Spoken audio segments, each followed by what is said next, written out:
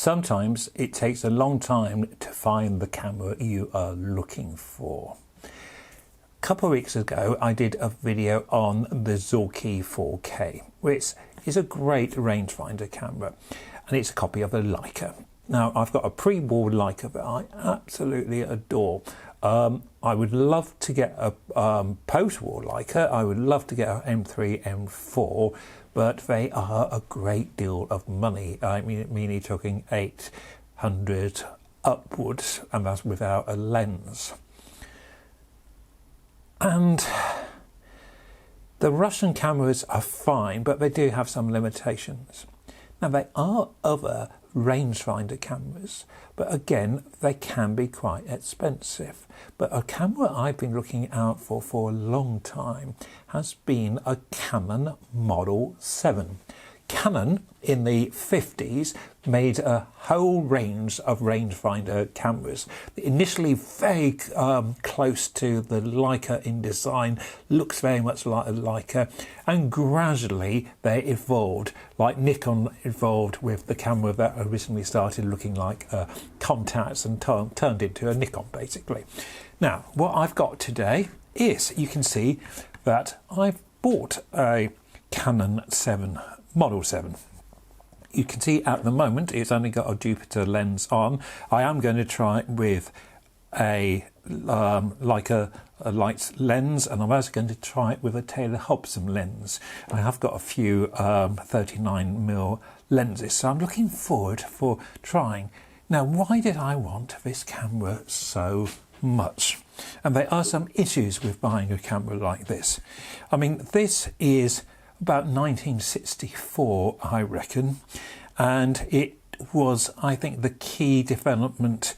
After rangefinder cameras, the profession went very much down the SLR route, and Canon dropped the only rangefinder cameras to be kept going were Leicas. So this is like the ultimate development by Canon of this particular, I say not quite the last model, there were some other developments, but it's got some key points, so let's get on with it to begin with. But the first thing is, if I open the camera, and I haven't got a film for this yet, right, I need to turn that before I can open the back. And you often find, and I've noticed this has slightly gone off focus, so hopefully, yes, it's now focused again. You will notice that the material isn't silk, but it looks like a plastic material, and it often crinkles, and I don't think I've ever seen one of these without a slight crinkle somewhere. But on the whole, it doesn't seem to affect the performance. And what attracted me to this camera was the fact that the description said that the shutter had been serviced recently, and it appears very good to the word. It seems to be a very nice working shutter, and it's very easy compared to the Zorki to change the shutter speed. It's very it's super, it's very easy here, and we have shutter speeds from 1 second all the way to a thousandth of a second. So this ease of shutter is one of the reasons I bought the camera. The second was all to do with this here. I normally use a camera with either a 50mm lens or a wide angle lens. Not often a telephoto, sometimes, but for a camera like this, I basically have bought it as a landscape camera or street photography, mainly landscape with perhaps a few portraits. So I will occasionally want to change the lens, and I don't want to put you can buy attachments to go on the top, but the lovely thing about the Canon is it's got masks in the viewfinder, and masks for a 50, a 35mm and 85 and a 135. So you change your masks in the viewfinder simply by this dial here, And I think that is, to me, a really good, easy thing to do. Another good feature, because the original rangefinder cameras were all copies of Leica, they were inclined to have this funny rime back, and all you wanted was a crank, and you've got a crank here. It is dead easy to wind the film back. Again, it might sound a bit sort of, oh, what is going on about? It's only winding back the film, but to me it makes an enormous difference. The last thing on this camera which is really useful is it has a meter. The downside of this is that the dial is very, very small, difficult to see, and it is a little bit jerky, and I'm not quite sure how accurate it is. I haven't really bought it for the meter, I bought it for the camera, but it's useful. The meter does seem to work and gives you some indication.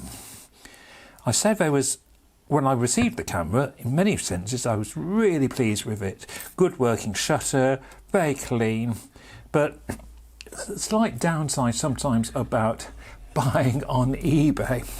It had lovely photos, it had a lovely description about the shutter, but it didn't have anything about these two dents. There's a little dent there, a little dent there. Now, I should have looked very closely because on the photograph you can definitely see the dent, but I basically bought the camera looking on the phone. So again, another lesson, always trying to look on a bigger screen phone. It just isn't big enough to see the image. However, I must say the seller of this camera, who was UK based, was absolutely brilliant, and I sent him a brief note and he was very kindly made good by a little refund.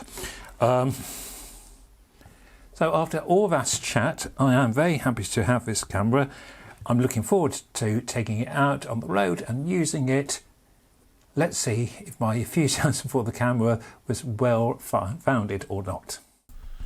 This film starts in Swanage, and you can see this Model T train came out absolutely fine.